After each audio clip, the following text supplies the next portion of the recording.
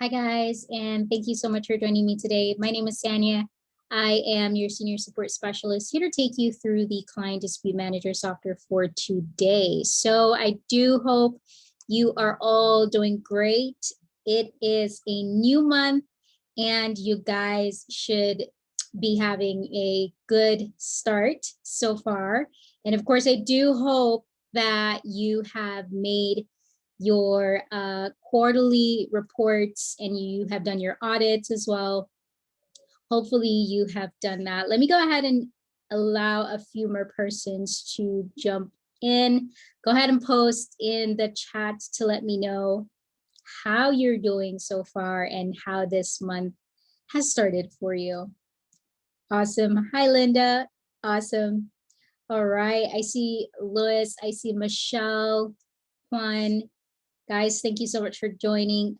Hopefully you're having a good day so far. If you're not, we're going to shift that and we're going to have a good day. So my name is Sanya, of course. I'm your senior support specialist, and we're going to jump into training for today. Let me just go ahead and share my screen with you. Hi, Juan. And we're going to start off with training, okay? Okay, let me know if you're seeing my screen. And yes, you should be seeing my screen now. All right, perfect. Let me get my highlighter as well. Okay, awesome. So when we come into the software, this is going to be the first thing that we see. This is our home/dashboard screen. Here we have our customers overview, our dispute process overview, and our business growth statistics. You know, whenever there's any new updates, we want you to go ahead and check that green pop-up box. Click read more and you can see what updates is there. You do get it in your email, but it's always easier to go to your software to see for any updates on new features or anything that we want to let you know about. Okay. Of course, remember that you can schedule a 30-minute walkthrough session with us. You also have a daily live training. You have the getting started videos for those of you who are just starting up. You want to go ahead to review those videos to know what you need to do. We talked about the onboarding all of this week. You can go ahead to add your clients in, whether you're doing it from the home screen or in the customer screen, you can add your clients in. Don't forget to make good notes as much as possible. And of course, you do have the search feature. This is mainly for employees, but let's say you do want to pull up a client. You have a lot of clients and you're not, probably don't remember who this client is. You can pull up their records here just to find out their information and their status, okay? And of course, the dispute status, that is all of the disputes that you have sent out, whether to the creditor, collector, credit bureau, all of that is going to show. You also get to see when it's due back. Of course, you want to be able to see the full report from here. You have that capability, right? And I don't want you to forget your alerts at the top. That is important for you to go ahead to review. That is crucial, especially for any billing. And of course, that's what we're covering today, billing and any other questions that you might have. You want to make sure that, especially for this particular icon, if you do have authorized.net set up, you want to look out just in the event that your client's payment might have failed and you see this alert goes off. You need to go ahead and check it real quick. You also have the single payment authorization form. This is for the check or for the card. Let's say you have sent them the form for them to fill out. Remember that you will get a notification as well. So you want to definitely, if you're not checking for the others that much, you should be checking out for these particular notifications. I want you to place emphasis on all of them, but of course, these are crucial for you to go ahead to check. All right. Awesome, awesome, awesome. So let me know how you are all doing, and we're going to jump into billing. You know that this part is important. There's no way you can have a business and you don't know how much revenue you have coming in. You need to be to see how successful you are or where you need to tighten up on. You need to be able to see the transaction of anything that might have failed, whether you're doing it inside of a software or outside. You should be able to check your revenue that's coming into the system. So of course, please make sure whether you're doing it inside of the software or outside, you need to be able to check those records. So of course, let's say we are new and we haven't decided what we needed to do when it comes to the billing part of it. How are we going to take the payments from our customers? That's the question you need to ask yourself, right? Now, remember what I always say to you, I want you to have more than one options when it comes to taking your payments. It could be that you are saying, okay, I'm just going to take card. You might want to consider other options because not everybody might have a credit or debit card, or not everybody might have a checkings account, or you have to do a workaround. So of course, I want you to think about different ways of how you can take your payments. I don't want you to just rely on one payment method. I want you to think about other options that you can have as a backup, just in the event that their payment might have failed, okay? So one option is to do the checks, internal checks in the software. Let's say you have the VersaCheck paper. That's the paper that you would only need to get, of course, your printer and your ink. You put that check paper once your clients have given you the authorization to go ahead to set up a payment in. You can do it in your system. You just need to get their information. You are the one that's printing out the check, not on their end. But of course, you do have persons that might walk in and give you their checks that's separate, right? Let's say they have given you authorization for you to take the payments and you do have your VersaCheck paper.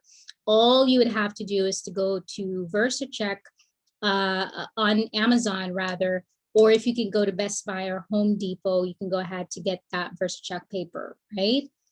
Make sure as well that you have all of your products and services added in.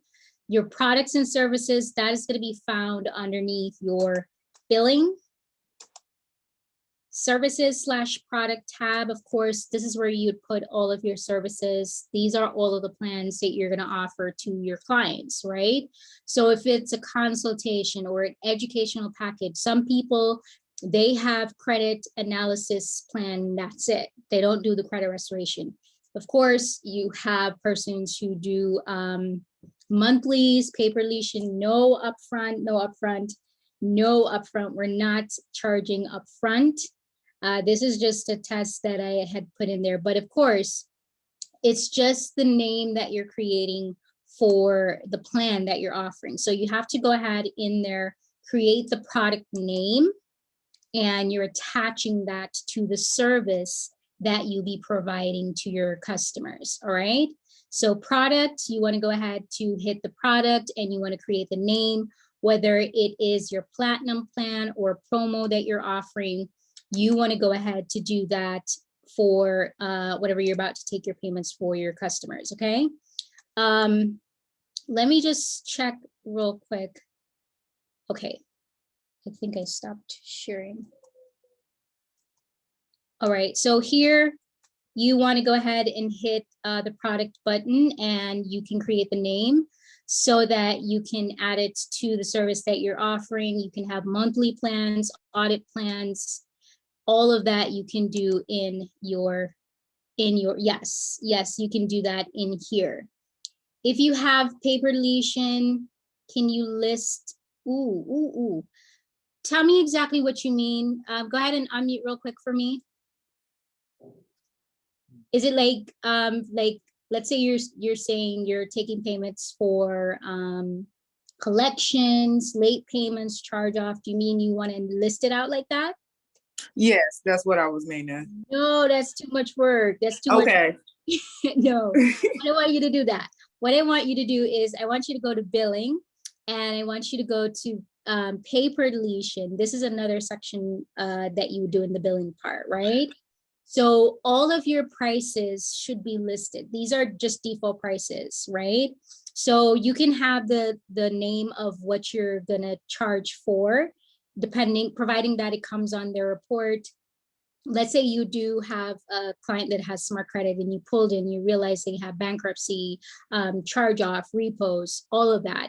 it's only going to select what is on the report, right?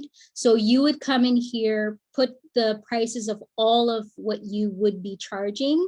And then once you do that, what you would do is when you do pull in the report, you're gonna basically do an estimate. And once your client agrees to that, then you go ahead and send them the contract, right? You don't have to do that part. The only thing that you would do after that is to go into the billing invoicing section here. And you are going to select pay per deletion invoice, right? This is going to say, okay, for this particular client, this is what I have. I got some deletion for these late payments, these charge off. It's going to list it out for you, right? So I don't want you to have to do all of that. That's just too much work. Just keep it as a generic name for your product. So if it's PPD, let's say it's a platinum PPD plan or something like that, you just name it like a vague name, and then you go ahead and charge them and you can send them the invoice, if that makes sense. All right. All right. I hope that answered your question. Yes, that did. Also, can you show me one more time, where did you go to pull up that PPD and then show me all the individual? Because I actually was doing it the hard way. I'm glad I caught this. Oh, that's a lot of work. So you're going to go to billing and then pay per deletion. Tell me when you're there. And then you're going to go to pay per deletion to the top left-hand side. So you're going to click that, and then it's going to give you the drop down for you to change your prices. I see it. Thank you. You are most welcome. You're most welcome. But my question to you though is how, when you do this, how are you going to take your payments from your customers? See, I'm new to the software, so I'm still setting everything up, but I was doing the merchant account and then I was having it go that route. Oh, okay, okay. So if you do it that way, you could just send them the invoice for them to see. And then if you have the authorized.net or whatever merchants provider you have, then you set up the payment that way. That would be good. Yeah. Too much work. We're cutting out the work, okay? Cutting out the work. All right, perfect. I love that question. Thank you so much for that. Let me see, do I have any other questions? Any other questions, billing or anything else other than billing? Right, all good? All right, yes, so this is another option that I want you to think about. I know some of you don't like pay per deletion, but it is a good alternative. The only thing that I want you to do is to say, okay, I need to qualify this customer. Let's look at what their credit report looks like. And then you would decide, okay, maybe I want to go ahead and do this. They look like they'll be good with the pay per deletion. So after I've gotten the deletions, then I'll go ahead to take my payments, right? Remember, it's a big risk, but if they do pay, or if they are an upstanding citizen, then of course the returns will look good for you, right? So if you're going to offer this, review their credit report. You can determine from there to see if they could be a good candidate. Put it in your contract, your terms of condition when it comes to pay per deletion, and then you go from there, right? Some people set up theirs in a way where they won't lose too much in the event that the customer at the end of it, they don't pay, but you have to know that that's the risk that you'll be taking if you're doing pay per deletion, okay? All right, perfect. But it's a good option. It's a good option. All right, so set up your prices. You just go to billing, pay per deletion, set the prices up. What I want you to do is to make sure that you do an estimate. So at least you can give them an idea of how much it might cost for them to, if they do get the deletion, how much it's going to cost them on their end. You send that estimate to them. And once you do and they agree to it, then you can go ahead to send your contract out to them. All right. Yes, there is. Do you mean in the contract? Okay. So let's say we have a contract that we want to send out, right? Remember that you have a regular contract and you can create your own paper deletion contract. So this is a default contract. Yes, I did modify, but let's say you wanted to create a contract that is a paper deletion. What you could do is to put a good faith estimate here in the contract. It's going to outline, okay, this is what it will cost when you do the estimate in the billing section, right? So inside of the contract, it's going to lay out, if you do get the deletion, what it's going to look like, right? So you can go and create that estimate in here. All you have to do when you send it to them, remember that you want to go ahead to track, but basically once you do the tracking underneath the dispute manager screen tracking, and you do create the invoices, that is going to automatically show in the invoice itself, right? I want you to test it yourself and see how it looks, okay? All right, perfect. You are most welcome. I hope that answered your question.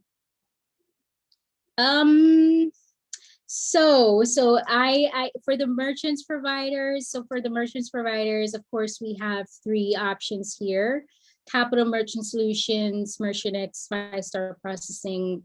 You have a variation of what you're looking for. So I wouldn't want to say, okay, this is what I recommend more than the other. You just have to, what I would do is reach out to all of them and then see what are the benefits of me going with one as opposed to the other, right? Most people tend to go with 5-star processing. That's something you can look into, but I want you to check out all of them. These are not the only merchants providers, right? Bear in mind that there are other merchants providers that you can go with, but these are one that we recommend in software that you can try. And then they're basically a middleman that's going to connect you with a bank that would support you, so you can set that up. And then additionally with that is, once you get affiliated with them, let's say you want to use Authorize.net in the software, they're affiliated as well with Authorize.net. So you just tell them once you get approved that you want to connect with Authorize.net, and that would have been another payment option. All right. So remember, you have to, if you're just starting up, go to the merchants providers first. Some of them might ask you to get a bank account, right? Once you do have a business bank account, they'll connect with you depending on your state. Some of them will find a bank that would support you, but once you do connect with them, they'll help you. And then once you're approved, you can always tell them that you want to set up with Authorize.net. Now, I do know that there are banks that already have that affiliation with Authorize.net.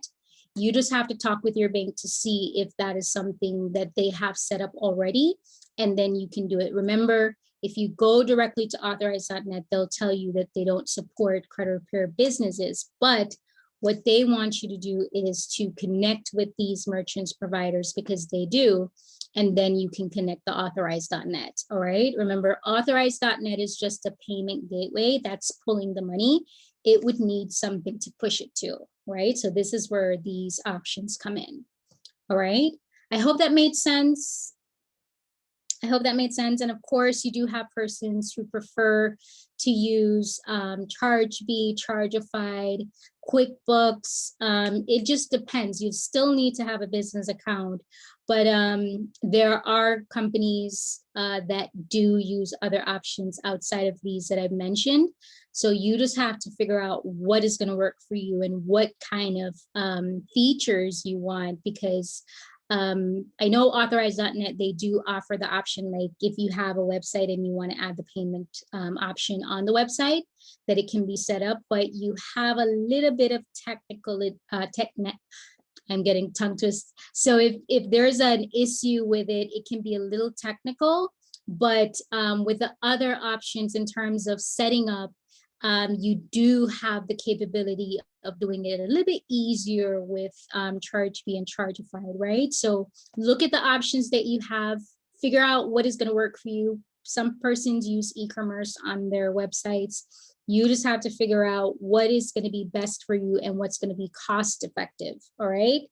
So I want you to think about that when it comes to setting up the billing part of it. All right. So I hope that Thank makes you. sense. You are most welcome. You're most welcome. And then once you do get set up, let's say you do get approved for the merchant's provider and you go to billing, and then you do get the credit card set up with Authorize.net, you have to connect the merchant's provider inside of Authorize.net backend. When you do, you're gonna come here, right? You're gonna click Add New Payment Processor. You might see a training video pop up instead of this, right? So it would have popped up like this, and then you're gonna see a little box to the left-hand side. You're gonna check the box so that it goes away when you click it. It's supposed to open up when you click Add New Payment Processor. It wants you to watch the video so you know exactly what you need to do in order to put in the correct information, right? Your payment processor, of course, is going to be Authorize.net. Your processor name, that could just be your company name. And of course, you get the API and the transaction key from Authorize.net. But inside of Authorize.net, there are a few things you want to do. You want to make sure that it's on live mode. You want to turn on the emailing receipt and the automatic retry. And then once you do that, you just go ahead to create this and that is set up, right? So please, if you are going to set it up, watch the training video. You can check it from here underneath the training section, or you can, when you do click Add New Payment Processor, the video is going to pop up, or you just click the training video here as well. All right.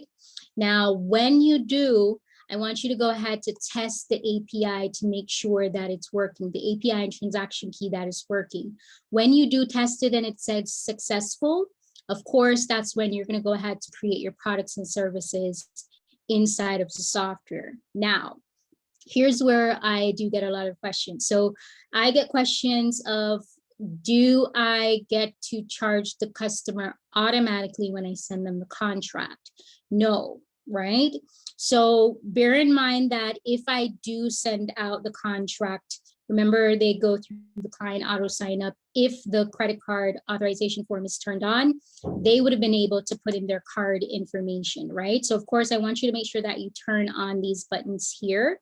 So let's say, for example, I did have it turned on. They did put in their card information for me. What this means is that, let's preview. This is what it's going to look like. They put in the card information. They're going to sign to give you authorization to take the payment. So this is also another plus for you, because you're having a physical document to say, okay, they did agree that once I provide the service that I can go ahead and charge them, right? So of course, they put in their card information. This is just to capture the information, right? Once that info is captured, what I want you to do is you're gonna go to billing, and you're gonna go to payment, and you're gonna do single payment. Single payment means that you're charging right then and there, meaning that you're charging them for your audit, you're charging them for your one-time fee, right? So you would come in, put the processor name, put the person that you're about to charge, and if it's one time, you charge them for probably the audit. Right after you charge them for the audit, what I want you to do is to go ahead and set up your recurring payment for them, right?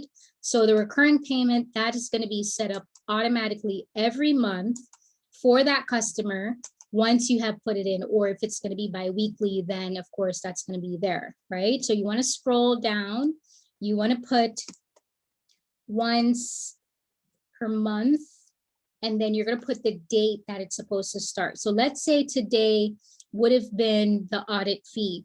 30 days from now would have been May, but it's going to fall on a Saturday. But either way, it's going to still charge the customer, right? Let's say you have an end date, you could put it in, or let's say you know that it's going to be for 6 months, so it's going to be 6 occurrence. So you would have chosen that, and once you go ahead and proceed, every month for the next 6 months, this person is going to be charged on the 1st. All right, so that's how you want to set up your payment when it comes to Authorize.net. All right, Billy. Okay, yes. I would love it if you, oh, you don't have one yet. You don't have one yet, that's fine. If you don't, I would just use your, I would say probably your first name and your last name and just say credit consulting or something like that. All right. You don't have to add something. It's just so that if you're sending it out to yourself, you want to see what it looks like, I would put something in there and just play around with it to just see what it feels like. All right. All right, yes, I want you to play around with it as much as you possibly can and then schedule a session with us so we can take you through, okay? All right, perfect.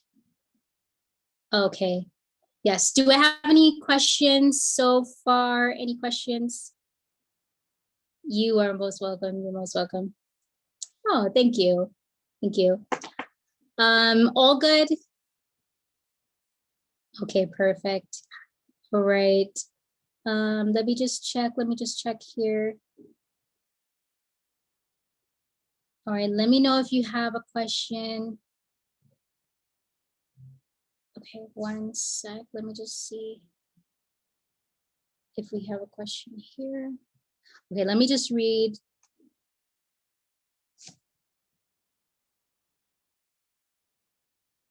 All right. I got to answer the question for the good faith. Are we good with the good faith? The good faith estimate?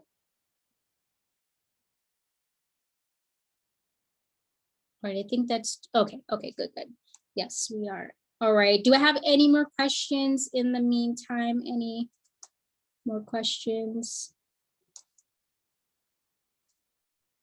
All right, all good. Okay. Wait, let me see.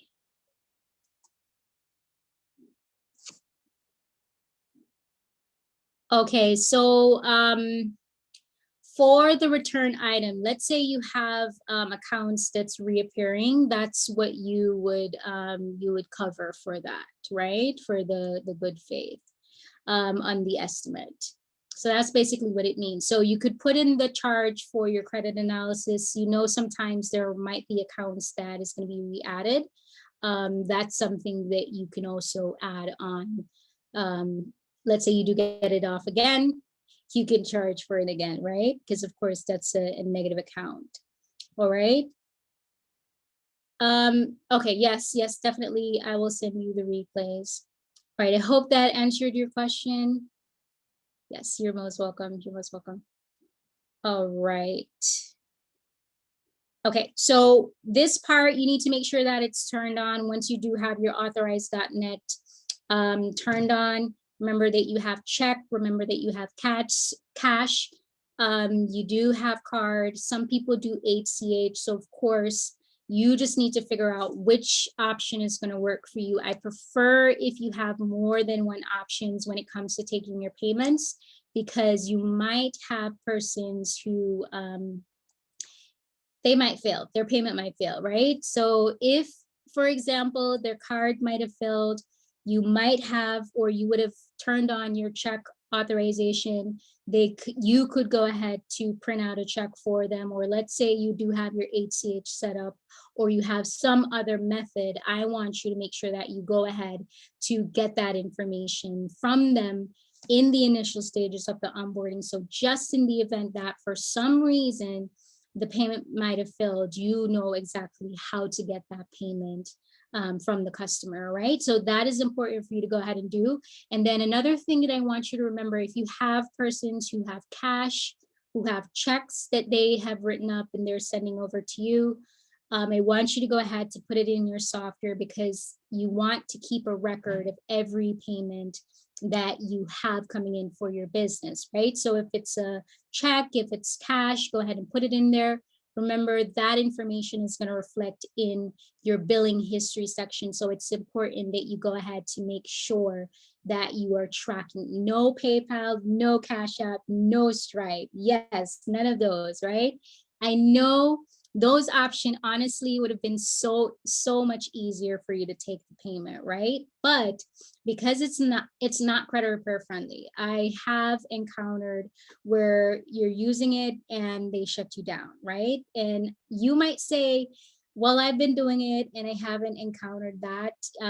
It just might be that you're the lucky one for now, but eventually they tend to go in on a random day and just do a check to see exactly what you're doing. So I prefer if you just go ahead and stay away from that. All right. No PayPal, no Cash App, no Stripe, no Square, because you want to avoid that. And what they'll do is they'll freeze your money, take it.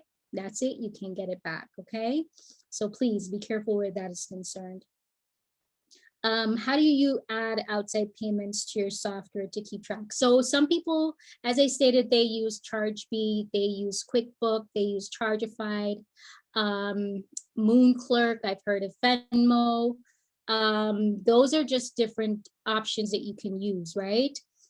I just want you to make sure that if you're going to use it outside of a software, that you are going in there, you're doing your audits, whether you're doing it on a weekly basis, a monthly basis, or whatever basis you're doing it on, you're tracking that, right? It's totally fine for you to do it outside of a software, but please make sure that you're tracking the information. If you have any failed payments, and that's another thing, whatever platform that you're using outside of a software should notify you if you have a payment that might have failed, okay? So whatever system you're gonna look at, if at any point you have a customer that might have failed, you want for that system to tell you, okay, this customer failed, go ahead and reach out, right? And some of them you want to have the option to do email receipts or invoices. These are things you want to think about. You want to set up e-commerce. If you're doing it outside of the software, these are things you want to look at for features so that you can use, okay? So definitely that's totally fine. Just do your research when it comes to what payment method that supports you as a credit repair business that you can use, okay? All right, perfect. Okay. So I hope that answered your question. I hope that answered your question. Are we all good? Do we have any questions about this part? All good. All right. So what I want you to do as well for me is to make sure that you're going into your payment history and you're checking all of your transaction, right? So your single payment, your cash payment, your invoices, your checks, all of that, you should be coming into this part to just check to see anything you have archived. You want to go ahead and check it. Remember, if you have checks out and they're marked as pending, you need to come in either underneath the billing invoicing section or underneath the payment history section, and you need to update it as paid. All right, mark the checks as paid, mark the invoices as paid, because if you don't and you did get the payment, remember that's going to be a transaction you might have missed, right? And we don't want that. We want to make sure that whenever it's tax season, we have all of our information. We can go ahead real quick and we can print out all of our transaction. Remember, you do have the capability as well to print out your Excel file with all of your transactions, okay? So please make sure once you do get the payment, come into the software and update it so that it reflects not just in the payment history, but also on your dashboard screen as well, right? Remember as well, you have some of you who do have affiliates that you're paying out. You might have to get a different system to pay them out, or of course, I have gotten questions about employees. How do you pay them? You have to do that separate and apart, but make sure any commissions that's due that you have covered that, anything that is pending, you have covered it so that it reflects fully on the total revenue that you have, right? So inside of the software, outside of the software, you should be able to easily track that information for your business, all right? All right, perfect. Okay, so as for the PPD and the software it keeps track, yes. You still would have to update it as paid though. You still have to update it as paid, right? But you can print out the accounts and send it to your clients, or of course it would track here, but you still would have to mark it as paid, all right? Yeah, because remember the invoices is just a regular invoice if you have not attached your links. The only automation where it would update like that is for the cards, right? So it would update automatically for you. But the checks, the ACH that you might have connected to your invoices or the invoices that you have sent out, you need to go into the back end, whether underneath the invoicing or the payment history, to update it as paid. All right. All right, perfect. Yes, so I hope that answered your question. I'm gonna let you guys go early today because I do not want to keep you too long. Do I have any more questions before I let you guys go? All good? All right, Linda, remember our little chat. Let me know if you're all good. You're most welcome, Juju. Did I call your name correctly? Hopefully I did. Oh, okay. I think I got it straight, but I'm not sure. I may Yes. still need some assistance. No problem, no problem. So I have informed the team that's gonna do you, so you should be good, all right? Okay, thank you. You are most welcome. And then tomorrow we should be good as well, okay? Okay. I'll reach out to you afterwards, no worries. Yes, all right, perfect. So guys, that is gonna wrap up our session for today. Go ahead and send me your email address if you need the replay. I will, for those of you who have dropped your info in there, for you to get the replay. So of course, I'm not going to keep you long. So I do hope you did have a good session with us today. Join me tomorrow. You know, we're going to do lead generation. So please tell someone to tell another person to come on. And of course, we're going to talk about lead generation. Okay. All right. Perfect. Guys, thank you so much. You do have a great one. You take care. Yes, got that. Got that. Thank you. Bye, Lawrence. You take care. Bye-bye. You are most welcome. You're most welcome. Take care, guys. See you tomorrow.